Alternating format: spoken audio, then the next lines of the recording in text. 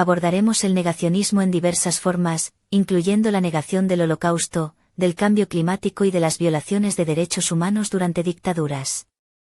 Se explican las tácticas que utilizan los negacionistas, como la manipulación de información, la apelación a las emociones en lugar de los hechos, y la desacreditación de expertos y víctimas. También discutiremos la propagación del negacionismo a través de las redes sociales y la importancia de promover el pensamiento crítico para contrarrestar estos discursos dañinos. Bienvenidas y bienvenidos. Hoy vamos a meternos con un tema complejo, pero muy actual, el negacionismo. Hola. Sí, un fenómeno que vemos en muchos debates. Exacto. Y queremos explorar cómo funciona, ya sea en ciencia, en historia, ver sus mecanismos. Hay que decir que el estudio sistemático de esto, en algunos campos, le debe mucho a gente como Gustavo Polisotto, que fue un impulsor inicial. Cierto. Es bueno reconocer esos impulsos. La idea es entender por qué es tan importante saber identificarlo. O sea, ¿qué lleva a negar hechos que parecen, bastante establecidos? A ver, creo que lo primero, y es fundamental, es separar el negacionismo del escepticismo. Vale. El escepticismo es sano, es la base de la ciencia. Dudar para buscar más pruebas. El negacionismo, en cambio, es un rechazo. Sistemático. ¿Sistemático en qué sentido? Pues que no busca la verdad. Rechaza la evidencia, los datos contrastados y muchas veces por motivos, ajenos a la ciencia o a la historia. Pueden ser políticos, económicos, ideológicos. Y usa tácticas particulares, ¿no? Eso es. Siembra la duda, pero no para investigar, sino para invalidar. Y tira mucho de emociones, más que de argumentos racionales. Has dicho algo clave. Distinguir del escepticismo. Pero a veces la línea no es un poco difusa al principio. Una duda puede parecer legítima y acabar en negación total. Es una pregunta muy buena, sí. La frontera puede ser fina. La clave está en cómo se actúa frente a la evidencia y cuál es la intención. A ver. El escéptico, si le das pruebas nuevas, está dispuesto a cambiar de idea. El negacionista no. Suele seleccionar solo los datos que le vienen bien, eso que llaman cherry picking. Ajá, elegir a la carta. Exacto. Ignora lo que no le cuadra. Y, muy importante, ataca a quien trae la información, no a la información en sí. Lo vemos clarísimo en el negacionismo científico. El cambio climático, por ejemplo. Es un clásico.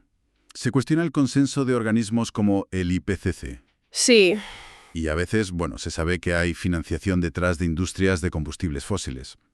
Que, por cierto, tienen beneficios récord mientras falta dinero para la acción climática. Totalmente.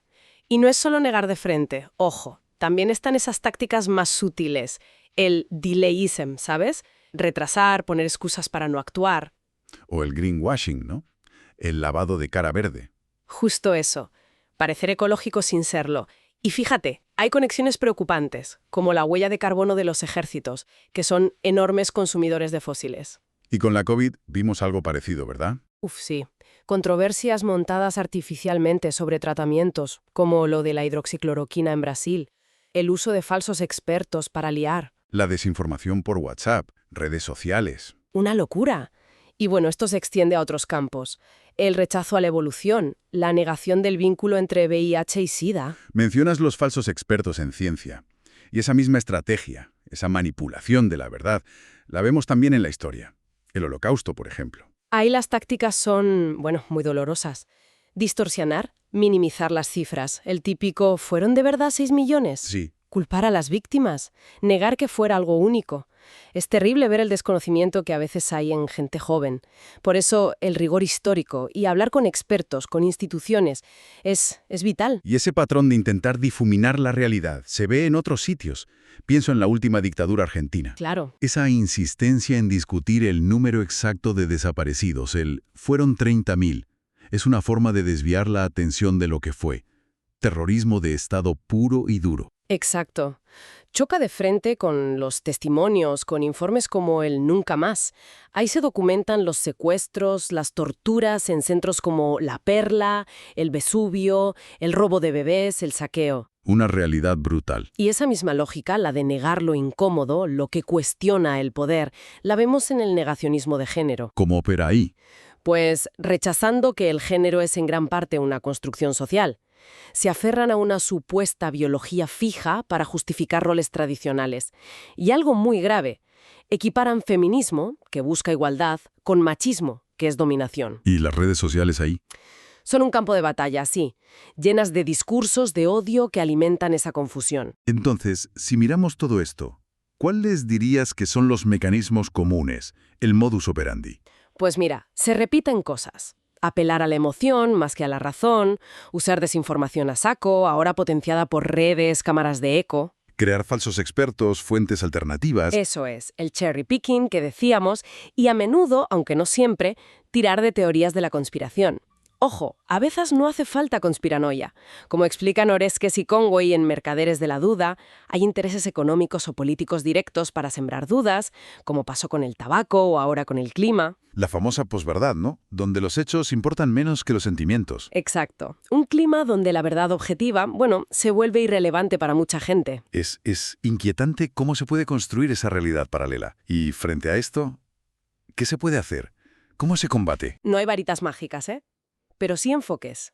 Fomentar el pensamiento crítico es clave, desde pequeños, y adaptar el mensaje.